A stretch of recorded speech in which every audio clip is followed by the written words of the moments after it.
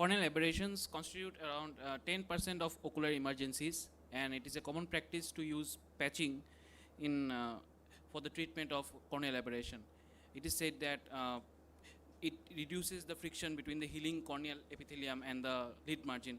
So, but I'm here to talk about the effectiveness of patching in the treatment of corneal aberration. I am Dr. Shorokomal Dotto from Silchar Medical College and Hospital. I have no financial disclosures or conflict of interest. In different studies, have questioned the effectiveness of patching in the treatment of corneal aberration. A pressure patch covering the eyelid actually it reduces the corneal oxygenation, so it increases anaerobic glycolysis and depletion of glycogen reserves in the cells, and it also increases the corneal temperature, so predisposing it to infections. And some patients also don't like to be patched because it obliterates the binocular vision, especially like drivers and small kids. So we did a study, we did a prospective study, and we took 50 patients of corneal aberration and we divided them into two groups, one group with patch, one group without patch. So the patients who were included were more than 18 years, less than 60 years, who had no other history of trauma, no ocular surgery in the past, the simple epithelial defect, no stromal involvement, and patients who used contact lenses were excluded from the study. We did the complete examination, we did the ocular examination, we stained the lesion and we measured the size using our slit lamp, and we gave antibiotic drop, antibiotic ointment, and cycloplegic. One group we gave the pressure patch, other group we didn't. And then we followed up the patients.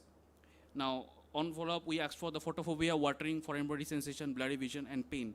The pain, we did it subjectively. We scored the patient from 0 to 10, and we followed up the patient till we considered the corneal aberration to be healed. And we considered when the patient said the pain score was less than 2, or only a minor non-confluent superficial punctate staining of the corneal epithelium remained. We found that the most common cause of corneal aberration in our study was following a foreign body removal, followed by fingernail injury and workplace debris. Both the groups, patching and non-patch group, the age group was, number of patients was same, the age group and time of presentation, signs of aberration, and the pain on presentation was comparable. We found that the pain scale on day 1, day 2, the non-patch groups improved better. Foreign body sensation also, non-patch group improved better. Photophobia and watering, it was comparable. The graphs are intermingled. But the healing time in control group, that is the with patch group, was much more than non-patch group. So I would like to say that in our study, we showed that the patching may be unnecessary in the treatment of non-infected, non-contact lens related traumatic corneal aberration, as well as aberration due to foreign body removal. The compliance of the patient in a non-patch group, compliance of the patient in patching group was also less. And our results were similar to those found by J.W. Patterson et al. At St. Luke's Hospital and Flynn C.A. et al. In their meta-analysis.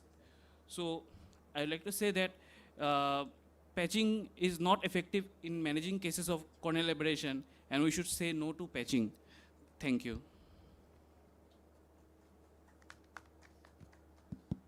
Thank you so much. This was 50 patients over a period of how many, what was the study period? 6 months. So in 6 months you had 50 patients of pure corneal abrasions. Yeah.